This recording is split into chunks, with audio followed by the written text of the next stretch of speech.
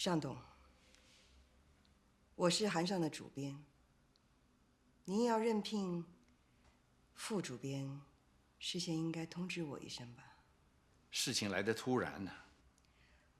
周田他的能力，我绝对认可。可是，在这么短的时间之内，就把他升为副主编，会不会嫌太快了一点？年轻人嘛，多给点机会。在杂志社里面，年轻有为的不止周田吧？你吃醋了？董事会是想你多带带有前途的年轻人，一本杂志没有后备军，怎么能行？要说后备军的话，小总监更适合。这是董事会的决定，这不是我一个人说了就能算的。明白。我知道尚董您的苦心，既然董事会也通过了，我一定会亲力亲为的好好栽培周田，让周田成为函上当之无愧的主编。哦，不，副主编。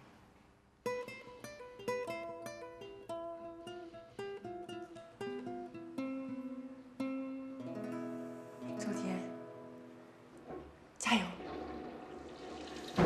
周副总编，恭喜，谢谢。你这个位置来的不容易，所以你一定要好好珍惜。我会好好努力，不辜负尚董对我的提拔。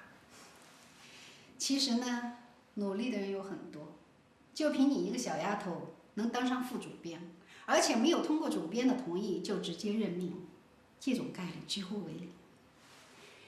所以，你更应该感谢的是韩主编。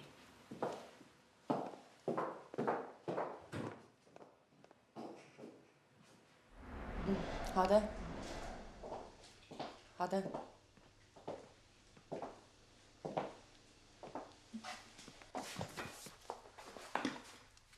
主编，祝贺你，副主编。主编，我想问你一个事儿。说。像我这样，在这么短的时间里面做到副主编的，是不是从来没有发生过？所有的杂志社从来没有过。那这样的好事为什么会落在我的头上呢？你的运气好。就因为我幸运？幸运往往是成功很大的因素。很多的人一辈子都怀才不遇，知道吗？做好你该做的事情，做一个在别人眼里面称职的主编，这才是你现在该想的。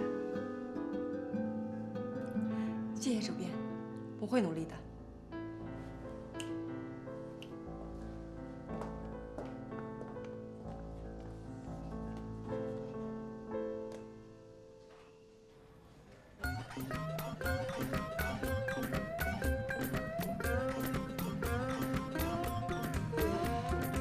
说不定明天就升职做主编了。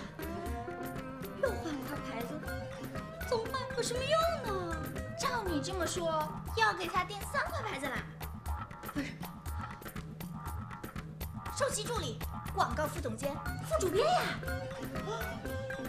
对，还有2个位置给他留着呢。那到底要给他订哪块牌子啊？我怎么知道？最好给他3个办公室，留1个办公室按1块牌子。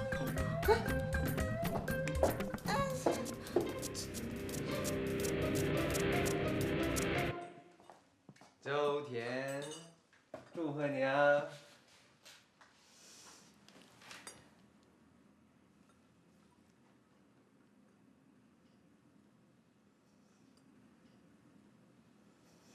陆明啊，我觉得现在压力好大呀，还不能在所有人面前表现出来。傻丫头，有压力才有动力啊！我是真心的为你感到高兴。来，我们碰下杯子。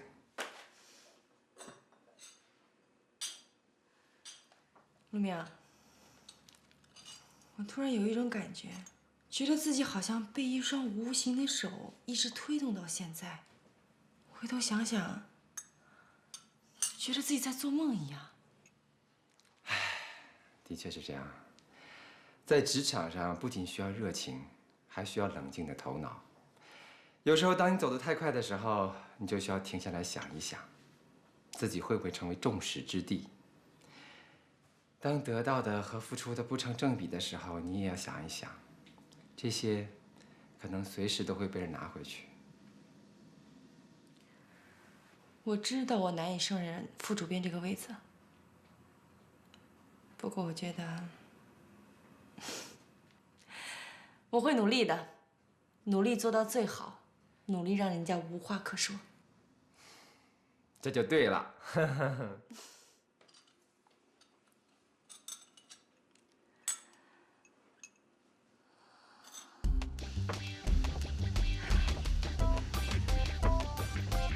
颠覆，简直彻底的颠覆了目前的职场规则。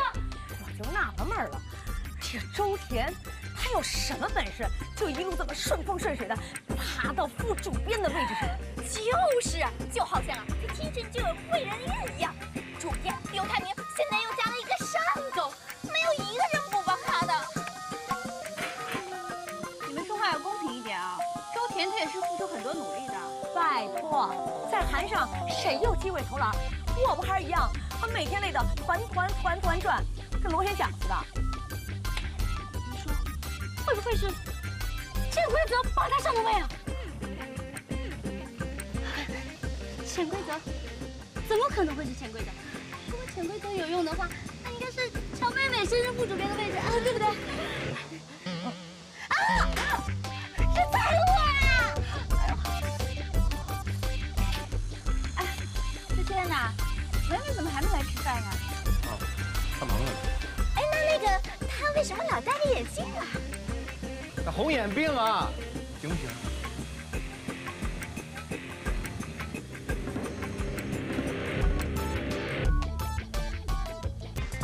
副主编，那个主编说下一期可能要有一个全新的专栏，是关于内衣文化。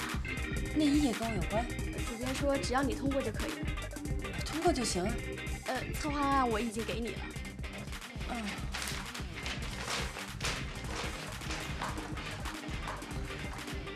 那你晚一点过来拿吧。主编说下班之前他就要得到回馈。下班之前。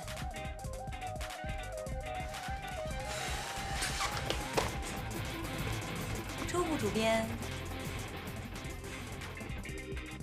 这些照片当然是让您审看的了。刚刚出来，主编让你看完之后给点意见。哎，你怎么知道的呀？主编是这么说的，不过他要求你每一张都给出意见。每一张，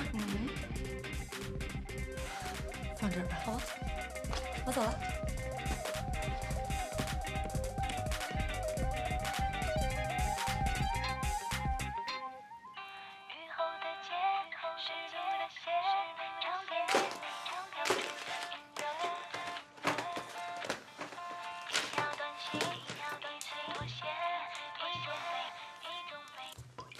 喂，甜甜，晚上我有一个很重要的 party，你能陪我去吗？我的工作还没有做完呢。这个 party 真的很重要，你一定要来。